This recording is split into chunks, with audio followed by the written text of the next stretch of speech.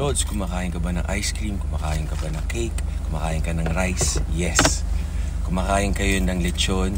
Tumitikim pero hindi yan ang hilig ko. Ang hilig ko lamb kasi nagstay ako sa Bahrain tsaka half Persian ako. Persian is Iranian. Half Filipino. Mami ko, Filipina, Batangueña. Daddy ko, Persian. So nagstay ako sa Tehran and then Bahrain. Ano pa ba mga go-to foods ko? Lahat naman ng pagkain, kinakain namin ni Mrs. Pero everything in moderation. At pag nasobrahan kami, alam na kagad namin, medyo masakit siya namin, hindi maganda ang pakiramdam.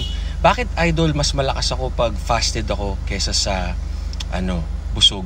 Ganon din kami kasi may mga tao na kailangan may laman yung tiyan para makapag-perform ng physical activity na maganda. Meron naman mas maganda na pag starvation mode yung walang laman yung tiyan, tas dun nagpe-perform ng maayos.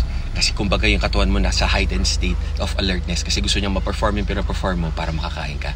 Tama kayo, mali ako. I'm not your doctor.